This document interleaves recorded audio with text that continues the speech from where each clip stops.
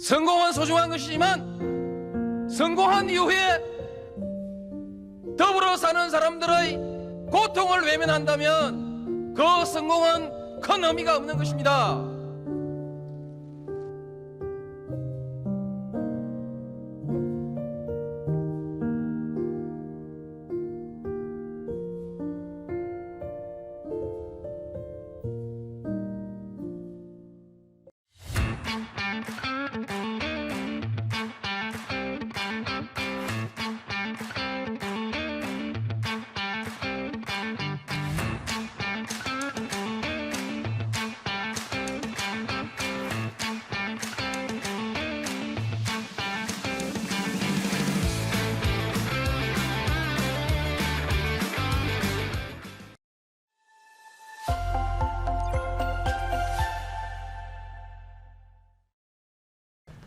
여러분 안녕하십니까. 대한민국 최고의 방송을 지향하는 스픽스가 선사해드리는 왁자지껄 시작하도록 하겠습니다. 반갑습니다.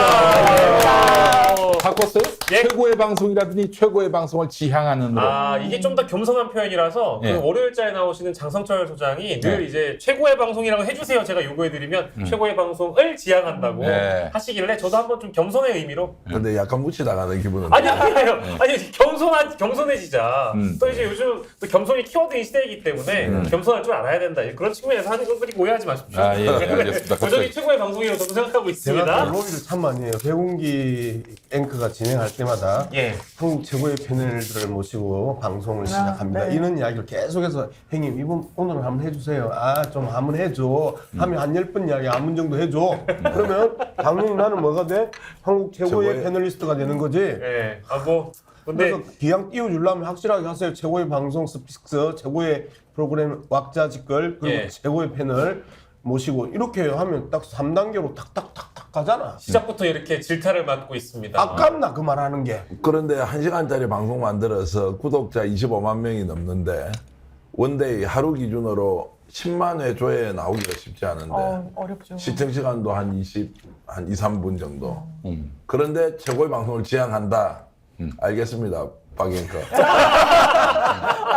살짝 스피스 대표 약간 삐지는 느낌. 아니 뭐 한 번 따라 장성철 선배를 한 번 따라했다고 이렇게 질타를 받을 줄은 몰랐는데 뭐. 성철이 이야기를 여기서 왜 하냐고. 눈치 알겠습니다. 없이. 예, 또 월요일에 저희가 항상 이렇게 그런 월요일인가? 멘트가 있어가지고 제가 오늘 대신 진행하면서 지향이 아니고 최고의 방송 스픽스와 함께하겠습니다. 뭐 소개하기 전부터 이미 다 입을 다 열어주셨기 때문에 저쪽 먼저부터 소개하겠습니다. 우리 전기환 정치평론가 나오셨습니다. 반갑습니다. 오늘 양문석 박사님보다 제가 더 잘한다는 걸 확실히 한번 보여드리겠습니다. 최고의 평론가 전기환 평론가고요. 고생 많이 하고 오셨습니다. 이번 재보궐 때문에 몇 주 내내 고생을 하셨는데 양문석 박사님 나오셨습니다. 예, 정기한 대표보다 평론이 안 되는 양문석입니다. 반갑습니다. 바로 밟아버리네. 자, 그리고 장유미 변호사님 나오셨습니다. 안녕하세요. 반갑습니다. 네, 의상을 그 뒤에 커튼과 깔맞춤을 오늘 네, 하고 오셨습니다. 머리만 동동 뜬 느낌으로. 장유미 변호사는 예.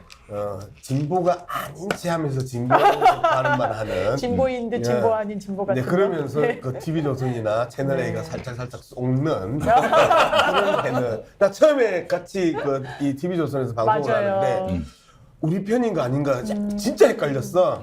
그런데 내용을 단단히 들어보면 상당히 진보적 그 육군 해석을 내리더라고. 네, 네, 그래서 그게 이제 진보적 육군 해석이 아니고 상식적 육군 해석이었지. 근데 상식마저도 진보가 되는 세상에서 그 상식을 철저하게 지키면서 보수 인양 진보적 발언을 하는 장면이 뭐 이런. 근데 사실은 말이죠. 제가 이 목사로서 성서를 보면은 이렇게 진보적일 수가 없어요. 성서 내용 이렇게 자체가. 약자를 옹호하고 이 권세자들을 아주 끊임없이 견제하는 그런 의미에서 보면 따지고 보면은 왜 법이 있습니까? 왜 종교가 있어요? 왜 언론이 있습니까? 우리 사회 강자, 이 권세자들을 견제하기 위해 있는 거 아니에요? 그렇다면 당연히 진보적이고 레디컬적일 수밖에 없는 건데 네. 장 변호사님은 이 법의 존재의 의미를 제대로 간파하고 있는 분이 아닐까. 말씀 정말 감사합니다. 출신지가 CBS 기독교 방송에서 네. 기자를 시작을 CBS에 하셨기 있기도 때문에 했었고요. CBS가 옛날에 CBS가 아니에요. 요즘은. 지금 장윤미 변호사 소개하는데 두 분이 말씀 다 하셔가지고 그 소개됐습니까? 예, 소개됐습니다.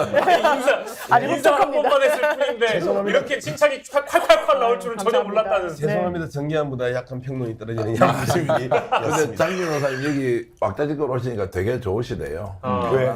편안하고 생긴 이렇게 것들 봐, 재밌습니다. 생긴 것들 봐. 김용민, 정계한 이런 그렇죠. 얼굴들이 있는데 그럼 편안하지. 확실히 돋보입니다. 우리 얘기하고 비교하면. 아유, 감사합니다. 예. 그리고 마지막으로 참 종교인이십니다. 우리 김용민 평화나무 이사장, 우리 김용민 목사님 나오셨습니다. 안녕하세요. 아멘.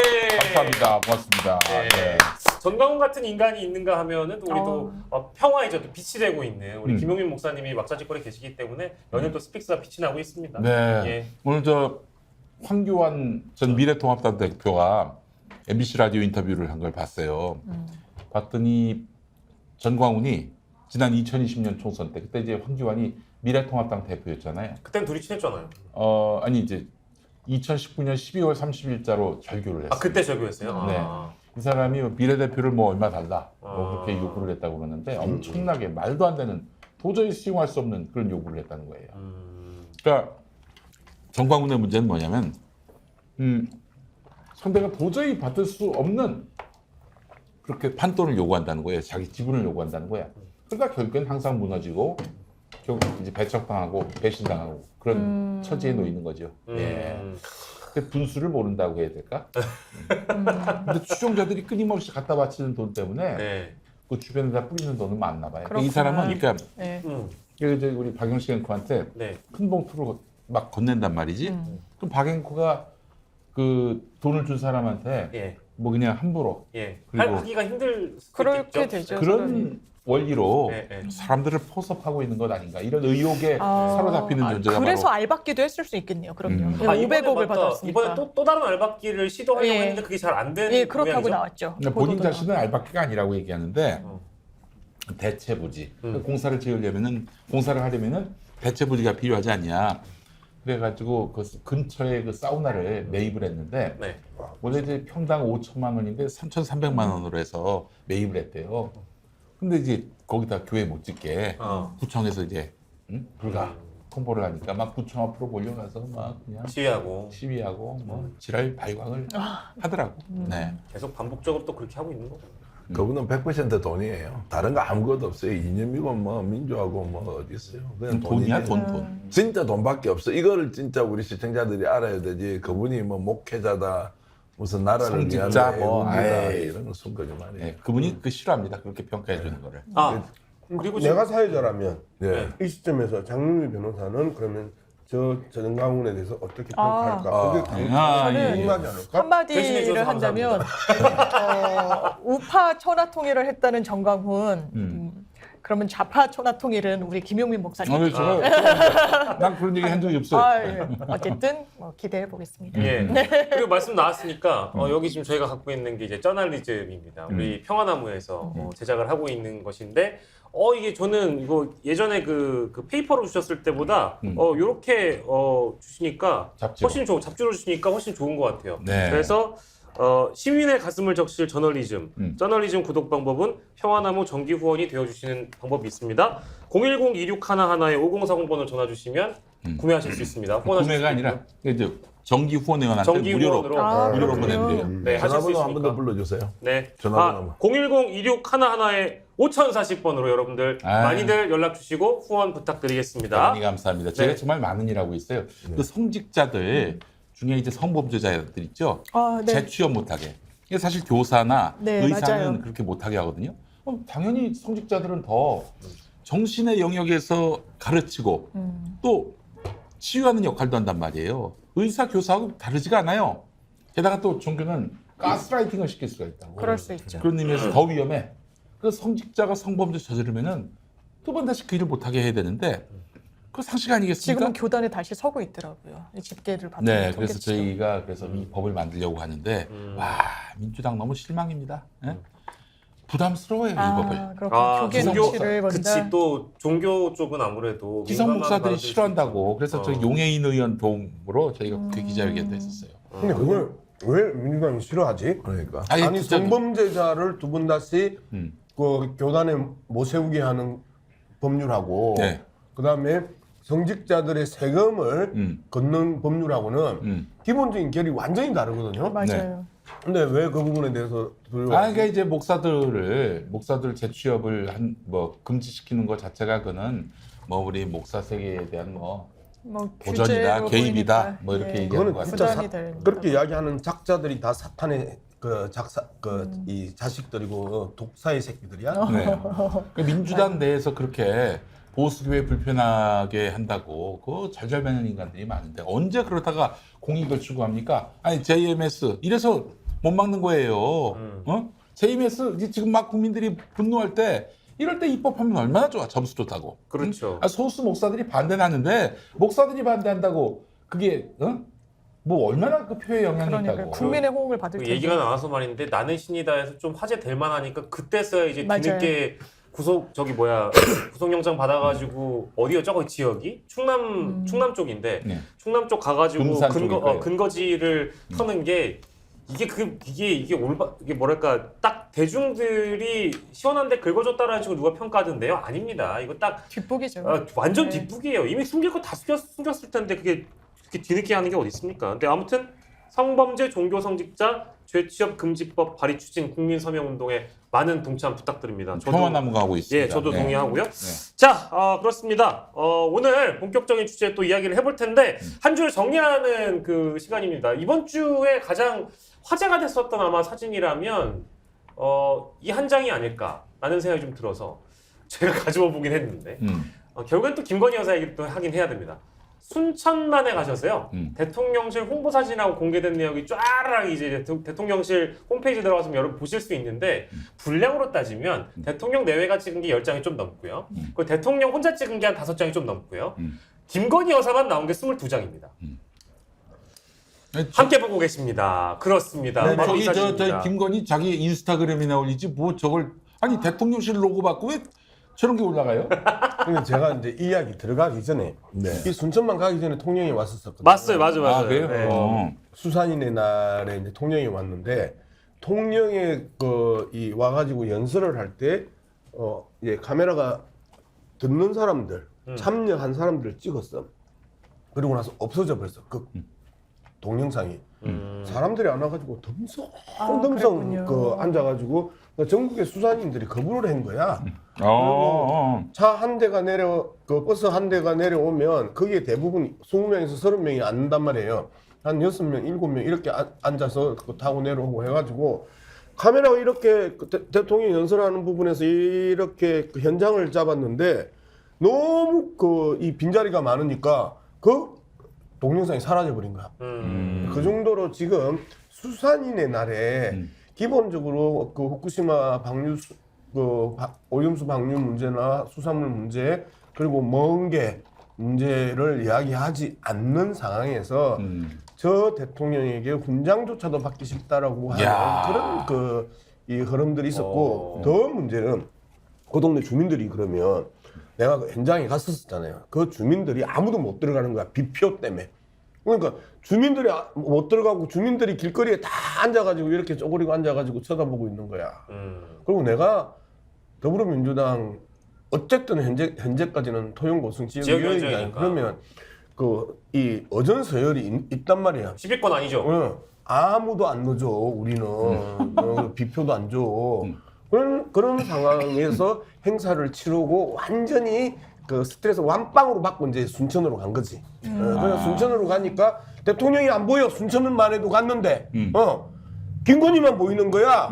그러니까 김건희 사진이 많을 수밖에 없죠. 사진이 많다라는. 근데 좀 과해요. 김건희 단독이 22장이에요. 22장. 그러니까 윤석열이 얼굴이 안 보이는 거 당연하지. 쫄아가지고 등장하기도 그렇고 말하기도 그렇고 찍기도 그렇고 얼굴이 완전 찌그러져서 십다만 미더덕처럼 생겼는데 그렇던 상황에서 그냥 생각 없는 김건희는 이제 하버 촬영을 한 거지. 그러니까 사진 양이 절대적으로 많았고 절대적으로 많으니까 보여줄 것도 많았던 거지.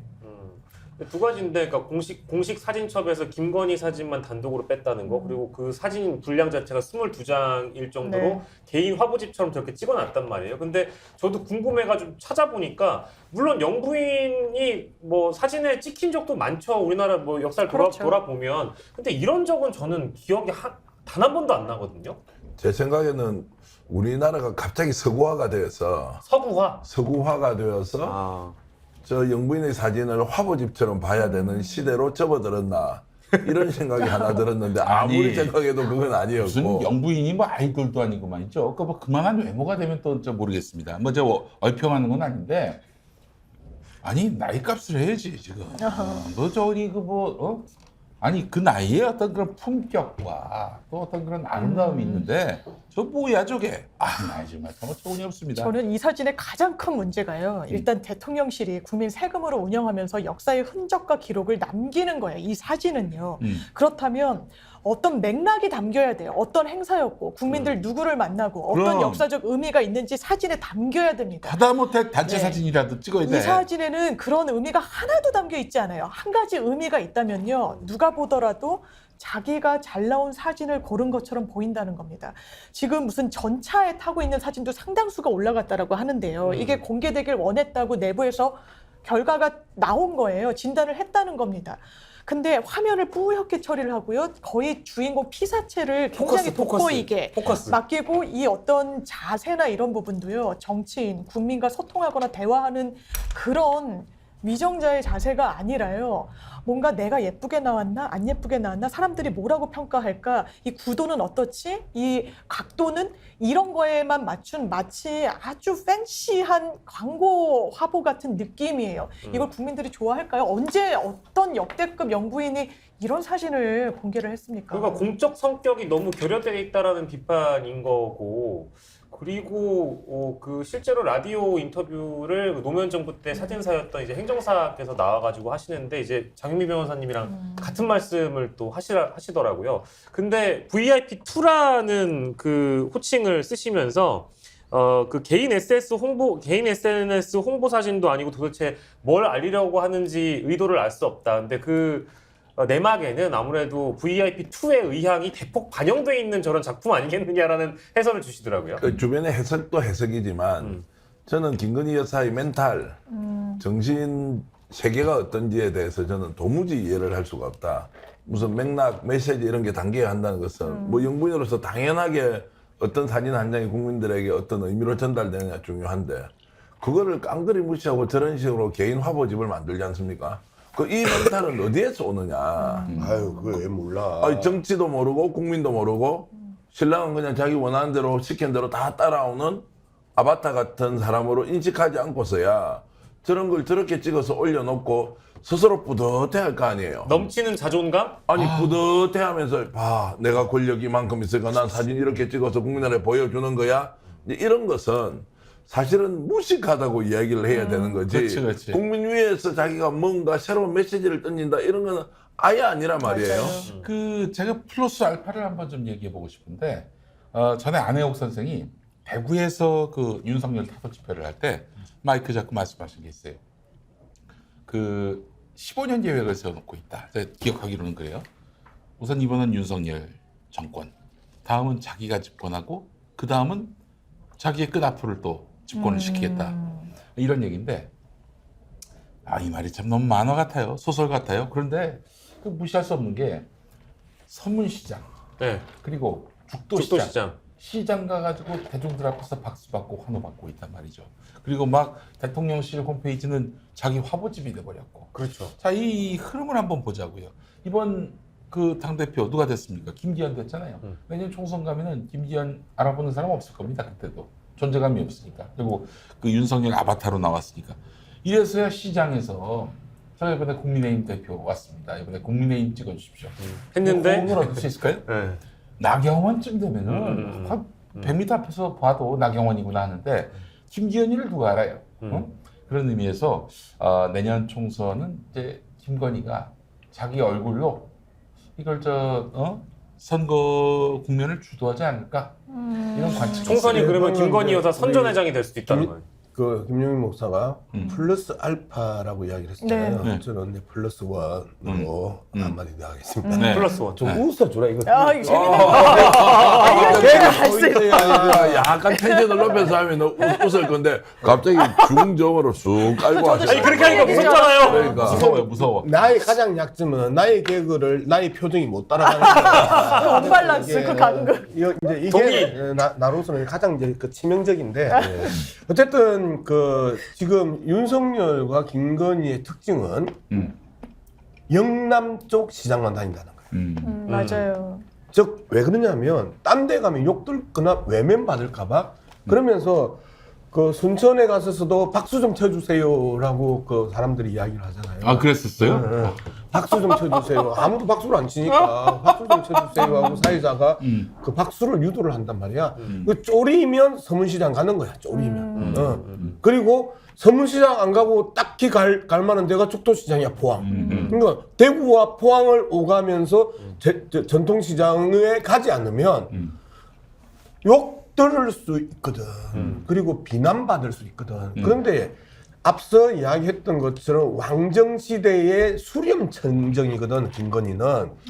그러니까 실질적인 권력을 쥐고 있는 그 VIP2라는 표현을 받을 수 있는 거는 형식적으로는 VIP1이 이 왕이고, 그리고 실질적으로는 VIP2 그 뒤에서 발쳐놓고 뒤에서 수렴청정하는 김건희가 진실한 그 권력자이고, 그런데 역대 권력자들 중에 수렴청정한 그 여성들 중에 대놓고 내가 왕위로소이다라고 이야기하는 사람은 저 사람밖에 없는 거지.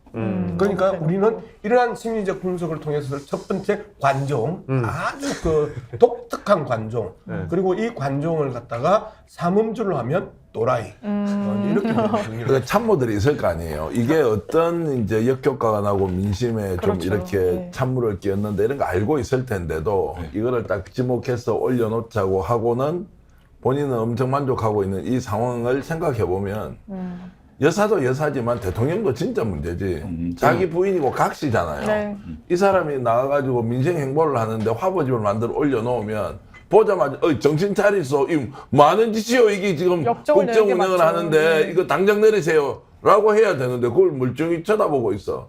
그러면 나는 대통령실 또는 대통령실 주변의 장관, 참모, 수없이 많은 그 소위 말하는 엘리트, 스카이 출신, 서울법대, 검사, 이 인간들은 도대체 뭘 하는 거야? 저걸 통해서 김건희 여사가 윤석열 정부의 영부인으로서 국정 운영 잘하는데 옆에서 정말로 둘도 없는 이런 서포터즈 역할을 하고 있다 이렇게 생각하고 있습니까, 여러분? 진짜 하고 있으면 그대로 계시고 아니면 안 그래도 스트레스 받아 미치겠는데 국민들 저런 민생 행보하면서 개인 화보집이나 내고 있는데 입 다물고 있어요. 월급 주니까 그거 다 우리 같은 사람이 열심히 뼈 빠지게 일해서 세금 낸 돈 가지고 월급 받아가는데 왜 이런 이야기를 하지 않느냐는 거예요. 맞아요. 할 수가 없는 거죠. 왜 그러냐면 우리 그 역사적으로 한번 생각해봅시다. 김영삼의 아들 김현철이 소산이라고 하면서 모든 입건들을 그 다 헤쳐먹을 때 최형우가 가가지고 소산이 이런 짓을 하고 있습니다. 경계해야 됩니다. 내쳐야 됩니다. 격리시켜야 됩니다. 하다가 김영우가 날아가 버리잖아요. 아, 김영우가 그래서 날아갔어요? 김영우가 그 이야기 해가지고 날아가 버린단 말이에요. 최영우. 최영우. 네. 이제 저 권력자에게 직언하는 사람이 한 번, 두 번까지는 해요. 세 번째는 짜증을 확 내고 네 번째는 너 나가 싫어하지. 하고 쳐버린단 말이야. 그런데 지금 상황에서 왜 김건희에게 아무도 이야기를 하지 않고 대통령에게 김건희 이야기를 하지 않느냐라는 거는 이미 그동안 쳐왔잖아.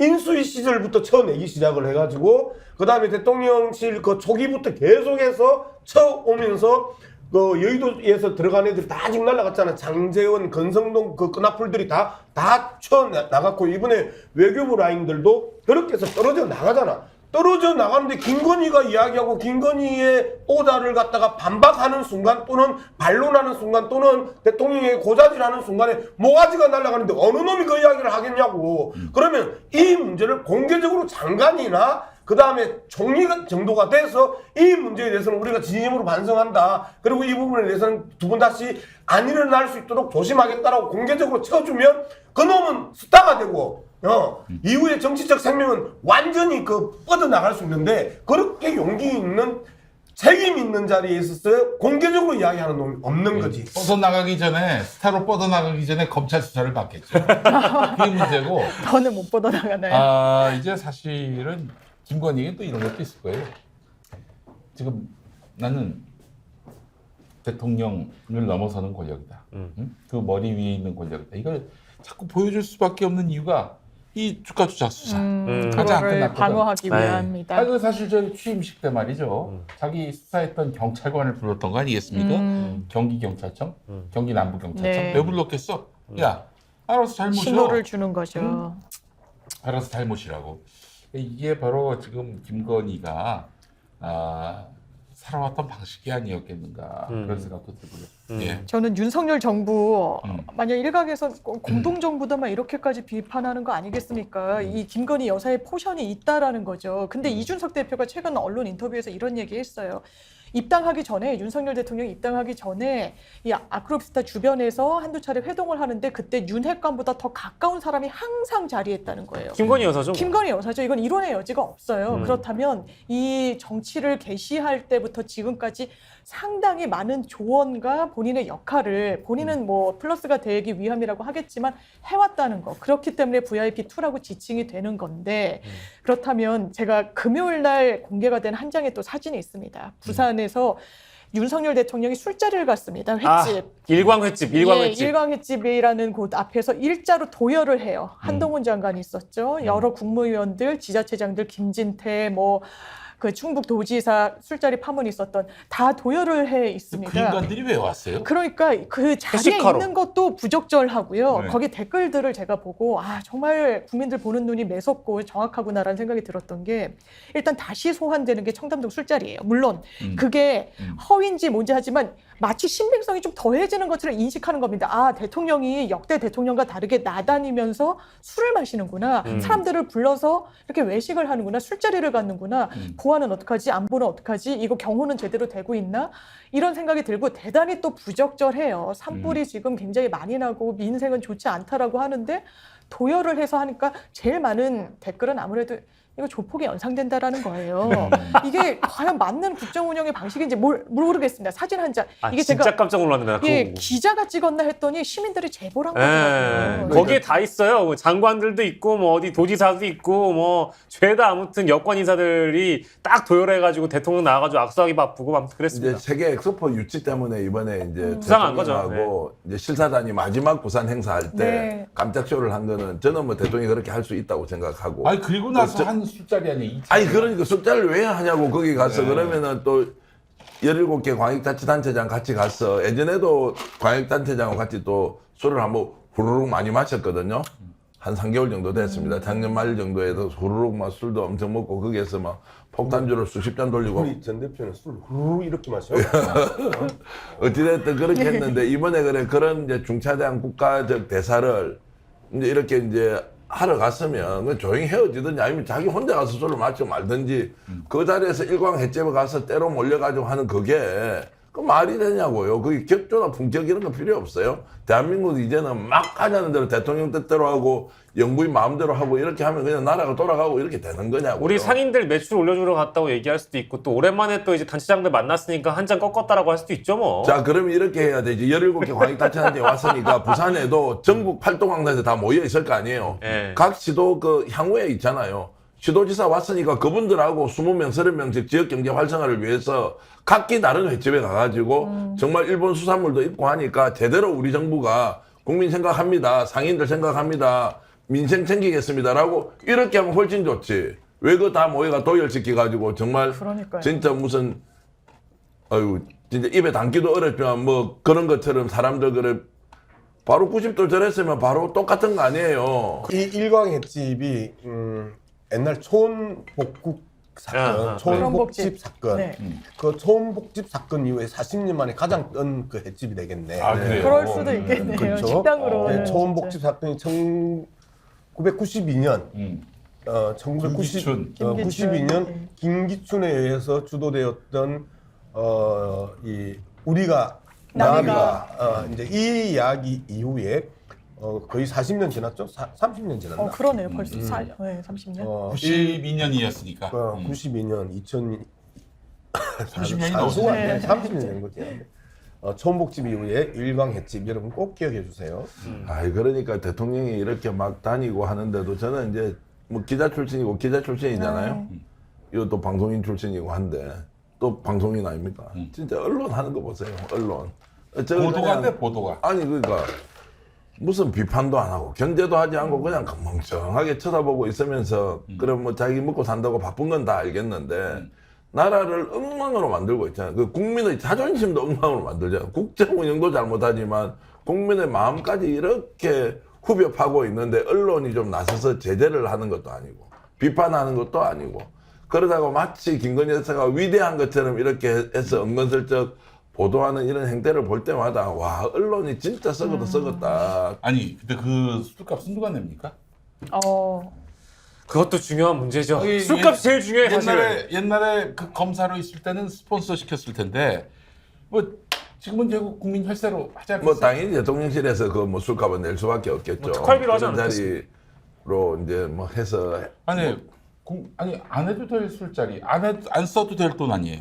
어? 굳이 그게 없으면 뭐 엑스포 유치가 안 되는 것도 아니고 2차 광고라면서 지혜롭게 써야 될 거 아니에요. 국민들이 낸 예산이면 효과적으로 써야 될 것이고 국민들에게 감동을 줘야 될 거 아니에요. 저게 어떻게 대통령이 적극적으로 또는 사전에 예고돼 있다로 야 다 불러 뭐 한잔 하고 가 이렇게 소위 말하는 조폭의 보스처럼 대기업 오너처럼 야 다 불러 한잔 하고 가야지. 자 술 가져와 뭐 이렇게 해가지고 했을 거라고. 왜냐면 몇 개월 전에 그렇게 했으니까.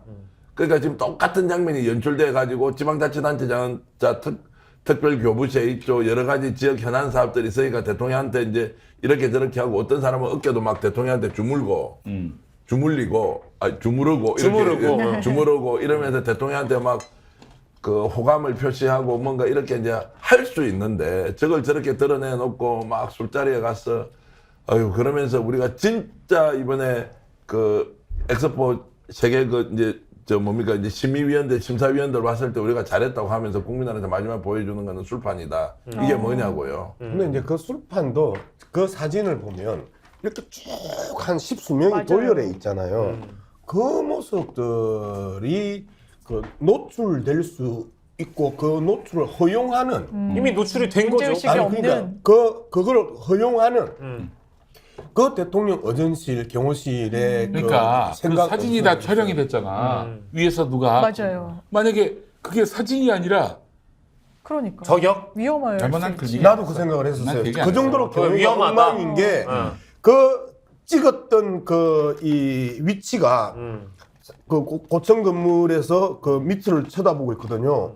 거기서 만약에 그 경호가 얼마나 엉망이냐면 거기에서 대통령이 나오는데 거기서 그 총 쏘면 바로 무방비 상태로 노출돼 있는 상황이에요. 그게 사진으로 그대로 사진의 눈으로 대통령이라는 그 이 피사체를 놓고 찍은 거잖아. 그럼 그게 피사체가 될 수도 있고 타겟이 될 수도 있잖아. 네, 그런 측면에서 그 사진을 좀 보면 좋겠는데 정말 경호에서도 엉망이고 어전에서도 엉망이고 대통령의 처신에서도 엉망이고 실질적으로 그 안에 그 밖에서 그 도열해 있는 그 작자들의 정신 상태는 도대체 뭘까? 그러니까 여기서 내가 좀 한 가지 추론을 해보면은 이 자리는 틀림없이 즉흥적인 자리였다. 그래 보여요. 그래서 이번에 그 행사 마치고 우리 각하께서 우리 지자체장 뭐 그 국무위원들과 함께 네. 술자리를 갖는다. 거기서 안 하지. 그러니까 아마 그랬을 거야 윤석열이가. 아야 그 저기 그 부산에 그 일광 횟집 있잖아 거기 가자. 거기 가서 먹자고. 맛있어 거기. 도다리 시키고 말이야. 이렇게 5명이 술 한 잔 먹잖아요. 대통령이 적극적으로 한잔 하자 술 가져와 이렇게 해가지고 술을 가지고 딱 마시잖아요. 네, 갖다 드릴게요. 아 예. 첫 번째로 하는 거 야야야. 야 굳이 내가 술 마시는데 그 경호원이 있어야 돼? 좀 나가 있으면 안 돼? 안 나고 있을 거 아니에요. 경호 원칙이 있으니까. 아 좀 나가라는데 왜 거기 있어? 아 왜 있어 좀 나가라는데 이렇게 해서 내 보낸다는 거예요. 그렇지. 이게 얼마나 대통령으로서 너무 위험한 위험한데요? 거예요. 예. 그러니까 대통령이 예고되지 않은 이벤트를 스스로 만들고 거기에서 폭탄이 오간다. 이것이 계속 이어지고 있다. 자 그러면 아까 말씀드렸듯이 나중에 누군가는 그 사실을 진실을 밝힐 거예요. 저게 정말 우연적으로 생긴 술자리인지 아닌지. 자 이런 걸 보면 대통령이 지금 국정 운영을 하거나 본인의 위치에서 어떻게 행동을 하고 있느냐 이런 것들을 단적으로 보여주는 장면이기 때문에 이게 그 경호원들이 정말 이번 정권은 재앙적 수준의 정권이다. 그렇게 판단할 겁니다. 뭐 실탄이 그 분실되질 않나? 응? 이거 같은 경우 보세요. 이게 만약에 진짜 예고된 행사였다면은 그렇게 안 했을 그 것 주변에 누가 사진을 찍어 어떻게 찍을 찍어? 수도 없고 엄두도 못 내겠죠. 그래서 요즘 저는요 박사님 정당에서 열심히 하시고 저는 바깥에서 그냥 일반 시민으로서 정말 정권 심판 운동을 해야 되겠다. 다음 총선만 와라. 지금 이게 뭐 나의 정치적 성향과 맞고 안 맞고 이 문제가 아니고 진짜 영부인 하는 것, 대통령 하는 것. 그러면서 거기에서 졸개들처럼 막 그 빌붙어서 지금 하고 있는 소위 말하는 우리 사회 지도층 인사, 지식인, 언론인. 와, 이들이 정말 나라를 완전 비정상적 국가로 만들고 있다. 그렇지. 그러려면 나는 뭐 한 표밖에 없어요. 주권자로서. 나는 심판해야 된다. 다음 총선에서 어떤 식으로든 이것을 심판하지 않으면 나는 끝이다. 이거 더 이상 우리나라 없다. 이제 이런 마음을 가지고 계속 저라도 나서서 심판운동 해야 된다. 어떤 분은 퇴진하고 탄핵운동 하지만 저는 총선에서 국민으로서 유권자로서 주권자로서 반드시 심판하자. 이것을 맞아요. 제가 적극적으로 활동을 하겠다. 이렇게 선언을 합니다. 네. 우리가 동의하지 않지만 저들이 가지고 있는 생각은 절대 공화국이 아니에요. 왕정이죠. 왕정이고 절대 왕정이고 그 지들끼리는 절대 왕정이기 때문에 언제든지 이벤트나 행사 장소가 바뀔 수 있고 이후에 일정이 바뀔 수 있는 거야. 그게 지가 나는 왕이로소이다 하고 지금 다니는 모습들이 저런 모습들인 거예요. 그렇기 때문에 그런데 국민들은 여전히 공화국에 살고 있고 우리가 주권이고 국민으로부터 모든 권력이 다 나온다고 생각하는데 자기들은 자신의 위치에서 권력이 나온다고 생각하니까 저런 행태들을 보이는 거야. 거부권도 마찬가지고 절대 왕정의 본인의 절대적인 왕이라고 생각을 하는 저 심리와 이 대통령직을 바라보는 시각이 가장 심각한 문제고 그리고 뭐 절대 왕정은 항상 절대적으로 무너지더라 당대에. 저는 저희가 뭐 김건희 여사 화보집 얘기하다가 일광 개최까지 갔다 왔는데요. 뭐 정계환 평론가께서도 이제 바깥에서라도 정권을 심판하기 위한 한 표를 하기 위해 또 주변에도 많이 설득하고 본인도 노력하시겠다고 하는 이유는 이제 이 윤석열 정부 들어서 기존의 질서를 무너뜨리는 일이 너무 많이 발생하고 있어요. 시스템을 무너뜨리고 관행을 무너뜨리고 관례를 무너뜨리고 이제 이것이 기본입니다. 기본을 벗어나 버리고 기본이 무너져 버리면 예측하지 못한 사고가 발생할 수 있거든요. 뭐 윤석열이라는 인간이 싫을 수 있어요. 저도 뭐 좋아하진 않습니다. 근데 막 실제로 우리 국가 원수가 예정되지 않은 일정을 소화하다가 아까 이제 사진 얘기도 하셨으니까 진짜 큰 사고가 나면 어떡해요. 국가 안보가 위태로워지는데 거기 가가지고 술자 꺾고 앉아있으니까 우리가 이제 이런 비판을 하는 거잖아요. 그래서 저는 겸허하게 우리 김건희 여사님과 윤석열 대통령께서 당선인 시절 이전에 국민께 했던 그런 약속들이 있지 않습니까? 특히 김건희 여사 같은 경우에도 내조만 하겠다고 하더니 이거 내조하는 게 아니잖아요. 그리고 그 대통령께서도 아무리 서민적이고 격이 없는 그런 어떤 삶을 좋아한다고 하시지만 경호나 안보 이런 걸 다 보안을 다 물리치고 술까지 드셔야 된다는 거는 제 상식에도 맞지 않아서 두 분이 손을 잡고 날씨도 좋으니까 나들이를 나가셔서 한번 좀 반성을 해보시면서 글램모어를 추천을 해드립니다. 바르고 나가시죠. 예, 글램모어 선크림을 피부에 발라보시고 두 분이서 손잡고 산책을 나가보시면 정말 이 선크림이 따갑지도 않고 백탁 현상도 없는 선크림이다라는 걸 동시에 느끼시면서 나라 고민도 잘 되실 거예요. 잠깐 예. 지금 그 두 분이 쓴 다음에 그게 안 팔려. 그 두 분 컨셉이 잘못된 걸로. 말고 다른 국민들이 요거밖에 써야 안 줘? 이게 발라 일단 한번 발라보세요. 요거밖에 안. 야. 아니 한 방울 달라고 하셔가지고 아니에요. 되게 좋아요. 저도 백탁 발라봤는데 현상. 왜 남자분들은 이게 좀 두텁고 무겁다고 해서 안 바르시는 분들이 상당히 많은데요. 이거는 저도 발라봤더니 이 발색이랄까요. 이게 피부에 잘 먹어서 그게 무겁거나 부담되거나 화장품 발라는 이런 느낌이 전혀 없어요. 그렇죠. 가볍고 성능이 뛰어나고 그리고 자외선 차단제 반드시 발라야 돼요. 주름에도 엄청 악영향이 있고요. 피부암의 원인이라고 또 하더라고요. 이 피부암의 자외선이. 원인. 장 변호사님 뭐 쇼핑 호스트예요? 갑자기 깜짝 놀랐네 나 지금. 왁자에서 쇼 광고 요정이에요? 아니 그래서 저도 발라봤더니 제가 너무 좋아서 정말 아. 권유해드리고 싶은 생각이 진짜 있는 겁니다. 아, 안 그래도 저희가 이제 세 분 다 오시기 전에 저랑 장 변호사님이랑 주셨어요. 둘이 이제 요 선크림 얘기를 했는데 제가요 오늘 분장 하나도 안 하고 왔습니다. 진심으로. 엄청 요것만 소량 바르고 피부. 왔어요. 아, 일부러. 네. 요것만 딱 하나만 바르고 왔는데 뽀샤시하죠. 네. 이게 실제로 그런 효과도 있으면서 동시에 뽀샤시하네. 합성 착향료를 사용하지 않았기 때문에 눈 따가움도 없고 발림도 좋습니다. 아, 꼭 한번 좋아요. 사용해 보시기 네. 바라겠고. 아, 눈 따가움이 없어요? 눈 따가움 없어요. 좀 더 줘봐봐. 많이 듬뿍. 제가 요거 쓰고 등산도 가봤거든요. 아. 그래서 요거는 스픽스 구독자를 위한 이벤트가가 있습니다. 원뿔원, 투뿔투예요. 그러니까 사시면 하나를 더 드립니다. 네. 그리고 투뿔투로 하시면은 스픽스 로고가 박혀 있는 가방도 작은 가방도 드립니다. 파우치까지 드리니까. 나 한번 찍어줘, 잡아줘 보세요. 얼굴 뽀사시 해졌는지. 저 보여줘요? 우리 오. 빵식이처럼. 이게 번들거림이 전혀 없고 딱 어, 피부에 맞네. 밀착되네요. 바른 듯 안 바른 듯. 그래?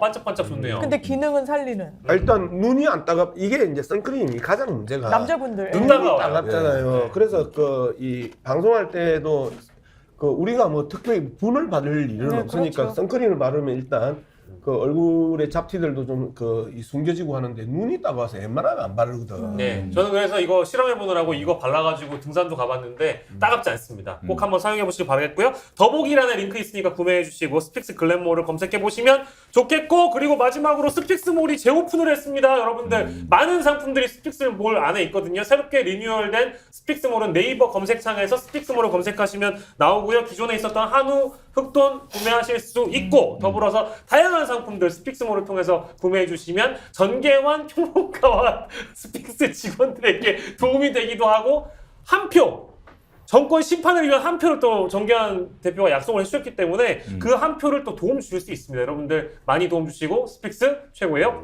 아, 이 너무 잘하네. 엄청 매끄러워요. 아 근데 제가 실수하긴 했네요. 예. 두 분은 손잡고 나들이 가셔서 이건 바르지 마시고 어디 저기 조용한 데 가시는 게 좋을 것 같아. 우리 김광희 여사님이랑 대통령님은. 뭔 말이야? 아유, 참 이게 그 글래모 선크림이 실제로 많이 팔려가지고요. 그 네. 글래모 회사에서 깜짝 놀라가지고요. 그 백운기 국장님이 정치본부에 가고 왁자지껄 네. 이렇게 이제 하고 있는데 예상외로 반응이 좋은데 후기가 또 올라오기 시작했는데요. 발라본 분들이 네, 조금 전에 네. 우리 장 변호사 말씀대로 생각보다 너무 좋다. 부모님한테 보내드렸는데 너무 좋아하시더라. 이렇게 하면서 했으니까 믿고 한번 써보시면 후회하지 않을 것입니다. 강력하게 추천하겠습니다. 아이고. 예, 많이 구매해 주시고. 자, 저희가 이 마지막 주제가 민주당 얘기 잠깐 해봐야 되는데. 네. 한 개 하고 바로 마지막이야? 예? 사진 한 개 하고. 아니, 이미 다 얘기했어. 일권 회칙까지 워낙에 나왔는데 뭐 큰 어떡해요. 일권 회칙까지 사안이라서요. 나왔는데 이미 다 해버렸어. 근데 후쿠시마에 이제 민주당 의원들이 갔잖아요. 예. 양경원 의원님 포함해가지고 갔는데 아마 이제 제가 생각하기에는 국민들의 가려워준 데를 좀 긁어준 효과도 분명히 있었겠습니다만 근데 조금 아쉬운 거는 뭐 도쿄전력 측이랑 만나지도 못하고 이란 연맹 의원들이랑도 뭐 자리도 못 갖고 했는데 이게 실효성이 있느냐라는 비판도 더불어서 있어서 일단 각자 어떻게 보시는지 좀 궁금하네요. 일단 시민사회 단체나 이제 실제 어민들을 만날 가능성이 높아요. 어제 환경운동연합이 발표했던 후쿠시마 근처에 농산물이 기준치보다 15배가 많이 나와요. 농산물이 기준치보다 15배가 많은데 방류하기 직전이잖아요. 수산물은 오히려 적어요. 오염 상태가. 근데 농산물은 기준치보다 15배가 더 많은 방사성 오염 농산물이 나올 정도니까 실질적으로 후쿠시마 인근에 있는 8개 현에 많은 어민들에 대한 분노와 반대의 의사가 아주 지금 뚜렷하게 나타나고 있는 상황입니다. 그리고 제가 어제 이제 통영에 가가지고 몇 분들을 만났더니 야, 물이 돌아서 빠르면 30일 그리고 늦으면 뭐 한 200일 걸린다며. 예. 그런데 일본 해에 있던 물고기는 0.1초면 그 경계를 건너와. 그러네. 물이 오염된 물이 돌아서 동해까지 오는데 많게는 200일 걸린다 하지만 그 밑에서 살고 있는 오염수를 먹고 이 자라는 이 물고기는 바로 들어온단 말이야. 그 물고기 어디 가서 잡아요 우리가 거의 대마도까지 가가지고 갈치도 잡고 아이고. 하잖아. 그거는 누가 책임질 거야?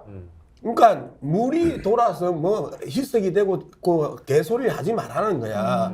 실질적으로 바다에서 왔다 갔다 하는 그 물고기는 어떻게 할 건데? 그럼 갈매기들은 어떻게 할 건데? 아 갈매기도 있구나. 날아가서 그냥 오는 올 수 거. 있는 거. 이제 그런 이야기를 하면서 어민들의 분노들이 이제 아주 커지고 있고 그 커지는 부분이 이제 폭발하고 있는데 어쨌든 우리 이 민주당 국회의원들이 가가지고 만나는 것들은 일본 안에서도 강력하게 반대하더라. 그리고 저항하더라는 모습들을 확인해 오는 것도 큰 성과고요. 마지막으로 대통령실에서 아주 그 비겁한 표현을 해요. 우리가 간다고 하니까 뭐라고 이야기했냐면 대한민국 정부의 입장을 적극적으로 전달하시고 설득해 주시면 고맙겠습니다. 이렇게 이야기를 했어요. 그런데 국힘당 애들은 뭐라고 이야기했냐면 정치 쇼다, 선동 쇼라고 이야기를 했었어요.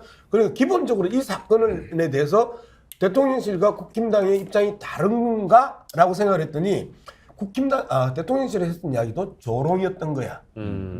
민주당의 그 방위를 조롱하듯이 대한민국 정부의 입장을 적극적으로 전달하고 설득해 주시기 바랍니다. 이게 조롱이었던 거야. 아유, 진짜 이런 얄팍하고 진짜 유치하기 짝이 없는 인간들 이런 놈들이 집권 세력 맞습니까? 그러니까 집권 세력에 대해서는 그렇게 강하게 욕을 하는 게 맞고 저는 이제 민주당 당 대표를 모시고 있는 내가 의원입니다. 그 양문석 대표님을 대신해서 장윤미 의원하고 정계환 의원하고 김용희 의원이 거기 갔어요. 그러면 저는 이렇게 할 것 같아요. 자, 일본 도쿄에 가면 그 중의원이 있잖아요. 우리나라 국회에 있고 그 옆에 바로 그 총리 공간이 있거든요.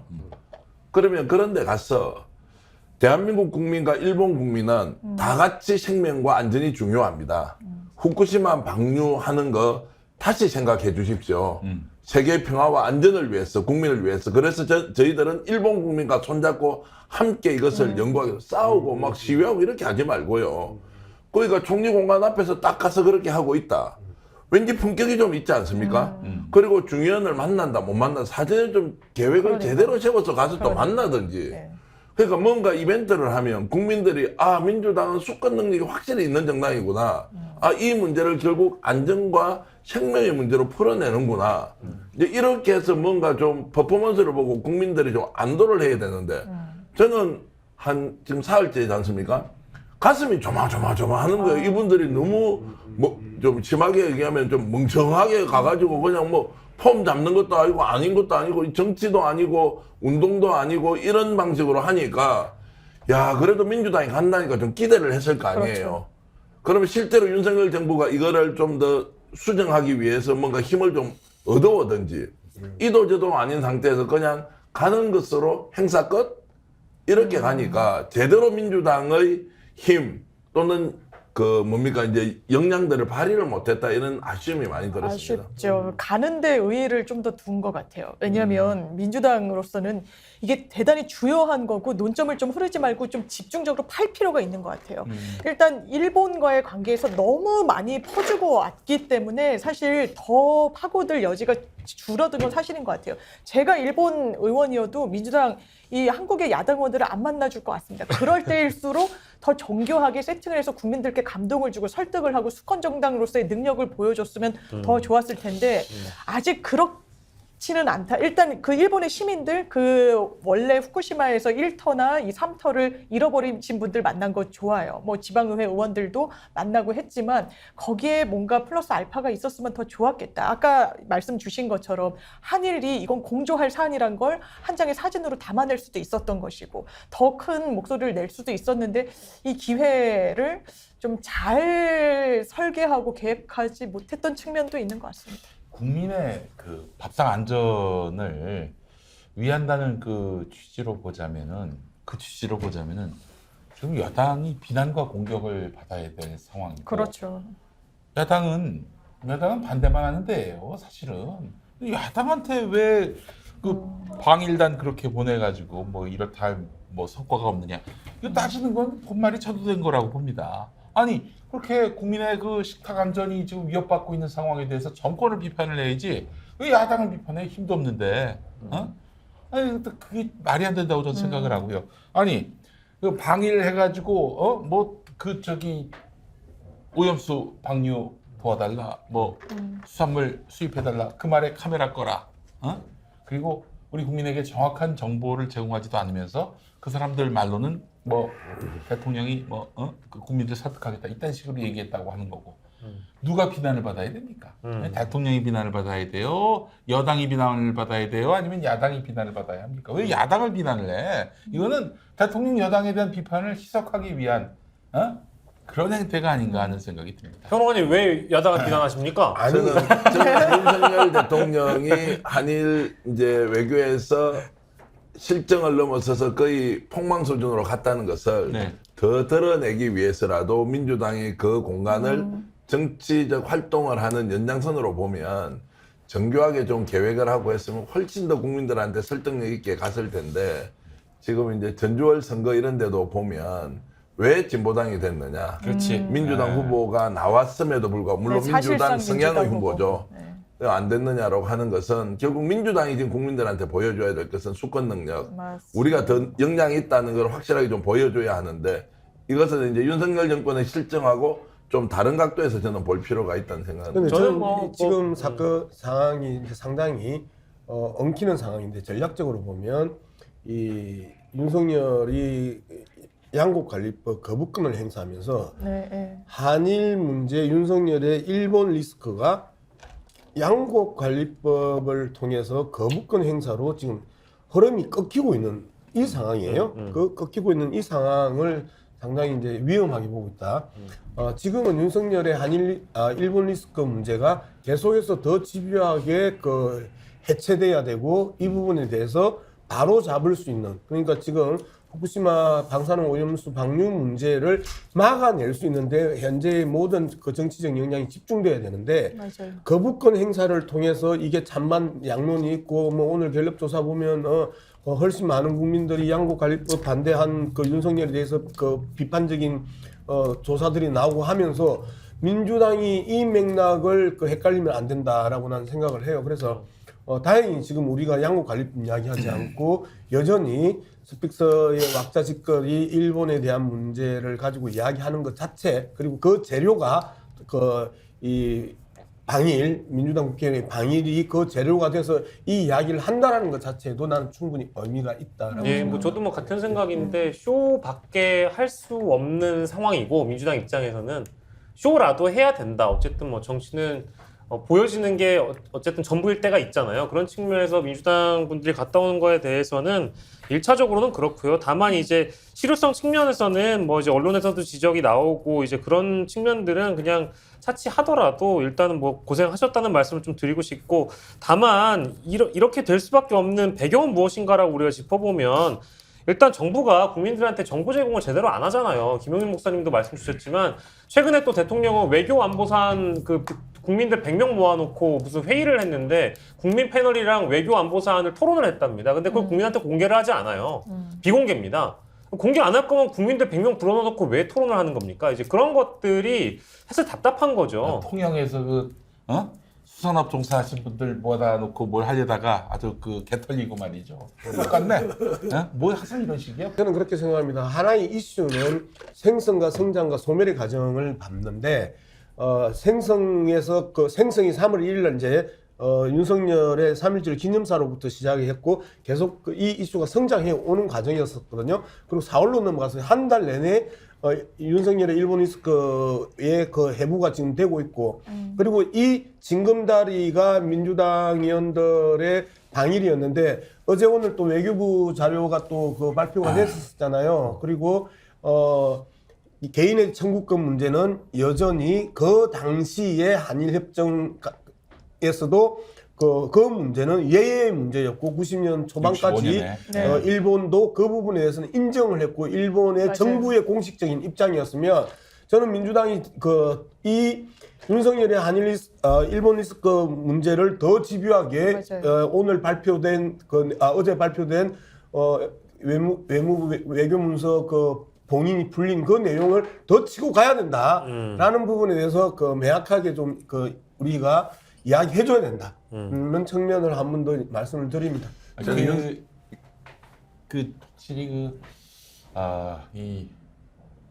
까먹었습니다. 저는 이렇게 봅니다. 윤석열 대통령이 만든 이번에 미래지향적 한일관계 설정은 네. 이미 끝났어요. 이것은 역사적으로 이어지기가 어렵습니다. 이 정권에서는 본인의 맞아요. 표현대로 미래지향적이라고 하지만 이미 파토가 났어요. 왜냐하면 윤석열의 선언도 부족했지만 일본이 후속 대응하면서 보여준 것 때문에 이건 이미 파토가 나버렸거든요. 그런데 진짜 우리가 심각하게 생각해야 될 것은 지금 오염수가 방류되잖아요. 그럼 일본이 방류할 것 같아요. 우리는 막아야 하잖아요. 그렇죠. 방류를 해버리잖아요. 그럼 이것은 일본 정부의 책임이 99%지만 동일하게 윤석열 대통령의 책임도 99%갈 거예요. 그렇지. 그럼 이걸로 그걸 끝이에요. 만들었으니까. 그리고 수산물 수입은 완전히 다른 문제고요. 그렇죠. 오염수가 방류되는 순간 끝이에요, 그냥. 그래서 내년 총선은 보나마나 할 게 없다고 제가 수도 없이 이야기하는 이유는 이걸 지금 빨리 가서 어떤 식으로든 양국이 동일하게 전문가들을 불러먹고 뭐 조사를 해가지고 안전한지 아닌지 따져봐야 되고 조금이라도 의심이 있으면 하면 안 돼요. 이거 방치하고 있잖아요. 수산물만 수입 안 하겠다 하잖아요. 그러니까요. 근데 이미 끝났습니다. 그래서 저는 두 가지 다 실패했죠. 하나는 한일 외교의 미래지향적 관계 설정도 파토가 이미 났고 수산물 수입하지 않는다 하더라도 오염수 방류되면 이걸로 끝이다. 민심은 완전히 위반되기 때문에 수습할 수 없다. 이런 것들을 다시 한 번 더 제가 정확하게 경고해 드립니다. 그 이제 이번에도 국민들이 이 부분에 대해서 못 막을 거다라는 그 체념들이 좀 많은 것 같아요. 어제 제가 통영에서 횟집을 갔더니 이제 이런 회 먹기는 어려울 겁니다. 얼마 안 남았습니다. 그 진짜요? 방류하기 전에 드세요. 그리고 우리도 이 장사 오래 이제 못할 것 같습니다. 어떻게 오염수에서 자란 이 물고기를 우리가 그 썰고 팔겠습니까? 이제 이런 이야기 너무 하더라고요. 마음이 아프네요. 사장이. 이게 방사능에 오염이 되면은 DNA가 파괴되기 때문에 이것도 먹는 사람들한테도 이게 그대로 또 치명적이겠죠. 치명적인 예. 갑상선암, 백혈병, 그다음에 그 골수암, 그다음에 그 유전자 변형을 통한 기형 이런 부분들이 그 극단적으로 터져 나오는 거죠. 아니 국민이 그 개인이 못 막잖아요 그거를 그래서 집단적으로 막아달라 해서 국가가 있는 거고 예. 국가에다 세금을 내는 겁니다. 근데 예. 그 일을 안 하겠다는 거 아니야 지금? 그렇죠. 그러니까 저희가 얘기하는 거는 선동도 아니고 왜곡도 아닌 것이 우려와 그 걱정이에요, 대통령실은 정당한. 사실 후쿠시마 관련된 얘기가 나오면 국민들의 건강을 위협할 만한 일은 국가가 절대 하지 않는다라는 하나만 한 식으로 얘기입니다. 대충 뭉개고 넘어가려고 하는데 이번에 한덕수 국무총리도 대정부질문에 나와가지고 임원들 질의응답한 거 보면은 자꾸 국제적 기준을 운운해요. 자신이 없는 거거든요. 그렇죠. 절대로 우리 국가는 일본의 후쿠시마 오염수 방류에 대해서 절대적으로 반대한다라는 이런 입장을 내는 것이 아니라 자꾸 IAEA 국제적 기준 마치 방류를 하면 이거 국제 기준에 부합하는데 괜찮다. 오해하지 말라. 이 작가들이 다 광우병 선동하듯이 다 맞아요. 선동하고 있네라는 식으로 또 얘기하려고 하는 거예요. 그 새끼들은 말이죠. 그 말을 믿는 새끼들은 아마 지들도 회 안 먹을 거예요. 근데 서울대 원자력공학과 교수가 나와서 지금 일본이 오염수 방류하는 문제도 제가 이제 방송에서 들었는데 지금 석촌호수 송파구에 있지 않습니까? 네. 석촌호수 정도 사이즈로 한 개만 비우면 지금 오염수를 90년간 보관을 할 수 있대요. 네. 그러면 지금 세슘이 90년 정도 보관을 하면 10분의 1, 15분의 1로 줄어들기 때문에 네. 그때는 상당 부분 거기에서 자체 정화라고 합니까? 이렇게 된대요. 굳이 일본이 태평양으로 방류를 할 필요가 없다는 거예요. 그러네요. 그 방법이 있다고 서울대학교 원자력공학과 교수가 이야기해요. 왜냐면 이게 너무 위험하니까. 그런데 우리 정부는 일본에서 IAEA하고 해가지고 하는 거 국제 기준에 맞춰서 허용하겠다고? 이게 다 받아 돌아오면 우리는 정말 수산업이든 다 망하고 국민의 생명권 어떻게 합니까? 그러니까 일본이 스스로 감당해야 될 비용을 동맹 국가에게, 그러니까 동맹이려고 친하게 지내자고 손까지 내밀었던 대통령이 있는 국가에다가 전가하는 셈입니다. 이거는. 근데 그걸 왜 우리 국민이 받아들여야 됩니까? 저는 이해할 수 없어요. 맞습니다. 이거를 두고만 보실 일이 아니라 이렇게 국민의 안전에 대해서 책임을 질 마음이 없고요. 뭐 국제 기준? 국제 기준이 중요합니까? 국민 감정, 국민 우려가 더 중요합니까? 뭐 어디서 국제 기준을 갖다 들이대? 그것도 일본이 주장하는 이제 이런 정권은 하루빨리 끌어내리는 것이 우리의 그 안전과 생명을 위한 일이다라는 점을 거듭 말씀드리고요. 그러니까 혼자서 자조하지 마시고 끌어내립시다. 방법은 많아요. 그래서 예. 뭐 하여튼 모든 결론이 정권 타도로 귀결되는데 근데 결국 그 맞는 말이 되고 있잖아요. 이미 전주에서 또 울산에서 많은 시민들이 또 많은 국민들이 또 그렇게 그 길을 또 보여주셨고 이제 노골적으로 이 정권은 이제 인정할 수 없다라는 목소리들이 터져 나온다면은 저는 끌어낼 수 있다고 생각을 하는데 윤석열이가 그 일광 횟집 가가지고 처먹는 거 보니까 와 이것들 진짜 이거 뭐 조금도 국민들의 불만이나 분노와 염려 이런 것들은 개의치 않는다라는 걸 느꼈어요. 정신 못 차리고 이건 정권 오래 못 갑니다. 아무래도 그런 것 같습니다. 예. 예, 오늘 왁자지껄이었습니다. 전계환 평론가 그리고 양문석 박사님, 장유미 변호사님, 김용민 목사님과 함께했는데요. 여러분들 주말 마무리 잘 하시길 바라겠고요. 저희는 다음 주에 또 다시 돌아오도록 하겠습니다. 여러분 고맙습니다. 감사합니다. 꼭 기억합시다. 예. 심판. 성공은 소중한 것이지만 성공한 이후에 더불어 사는 사람들의 고통을 외면한다면 그 성공은 큰 의미가 없는 것입니다.